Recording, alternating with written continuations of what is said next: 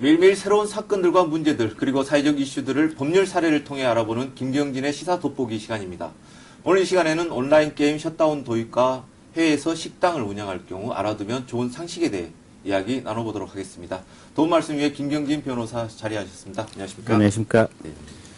네, 이번에는 해외에서 식당을 운영할 때 좀 알아둬야 할 그런 사항에 대해서 이야기 나눠보도록 하겠습니다.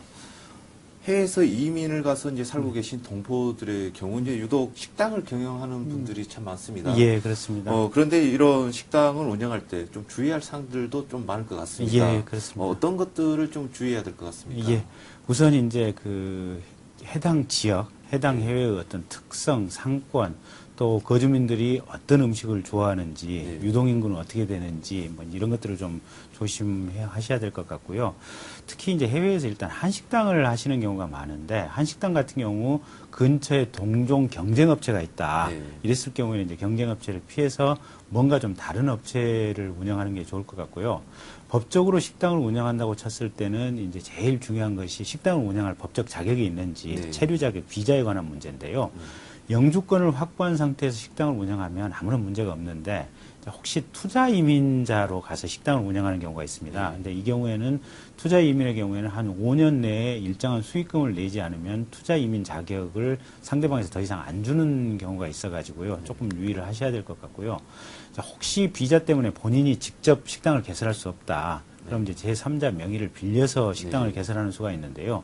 이 경우에는 그 제3자가 배신을 하게 되면 여러 가지 이제 법적 위험성에 노출이 되기 때문에 가급적이면 조금 이제 좀 조심하고 안 하셨으면 좋겠고, 또 건축 관련 법규를 좀 유의를 하셔야 되는데요. 기존 식당을 인수할 경우에는 이제 별 문제는 없지만 만약에 새로 식당을 이제 하려고 한다 그러면 건축이라든지 안전에 관한 법규들에 맞게 식당 인테리어가 돼야 되기 때문에 조심하셔야 될 것 같고, 또 기존 식당을 인수할 경우에는 권리금을 지불하는 경우가 있습니다.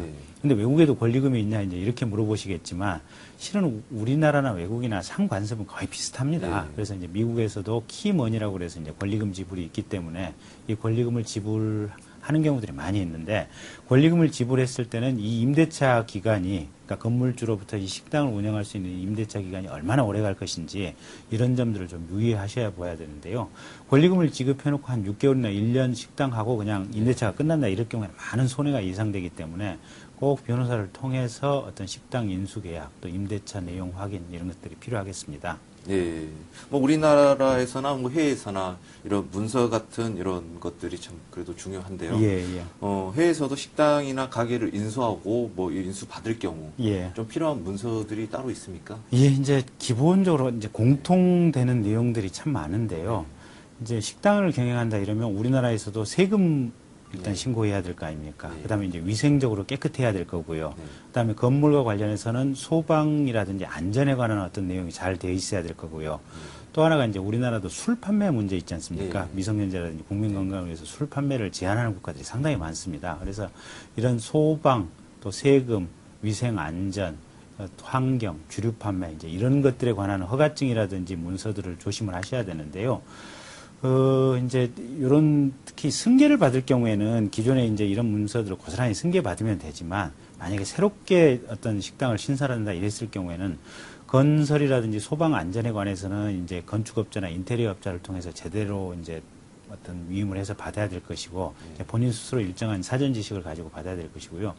주류 판매와 관련해서는 대부분의 이제 외국 국가들이 그 주류 판매 허가를 제대로 내주지 않습니다. 국민 건강을 위해서 주류 면허를 한정을 해놓고 딱 그러니까 우리 도시에서는 가령 상해시에서 주류 면허는 뭐 5만 개다 이러면 5만 개 이상은 안 내줍니다.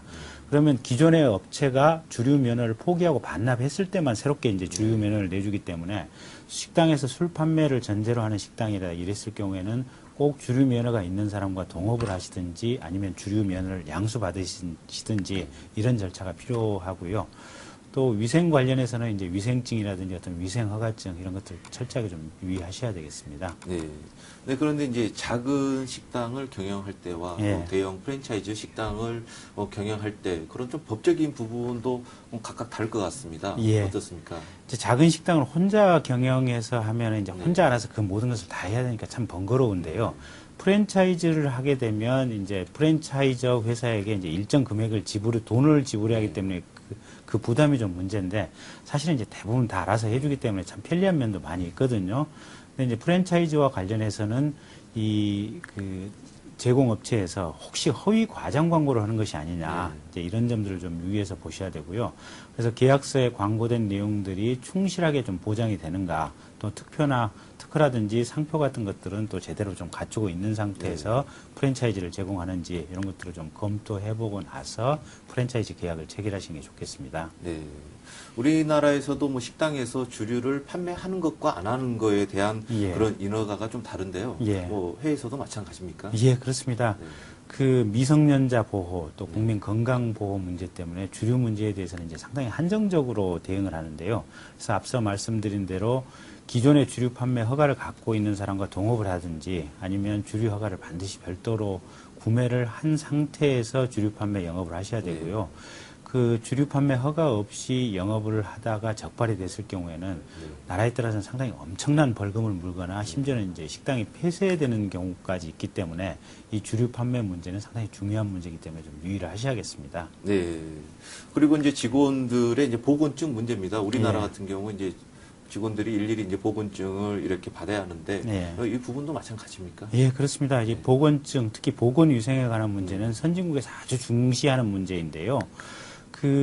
이제 보건증은 어떤 요식업 종사자 또 식품에 관련된 업체에서는 반드시 우리나라에도 소지를 하도록 하고 있는데요.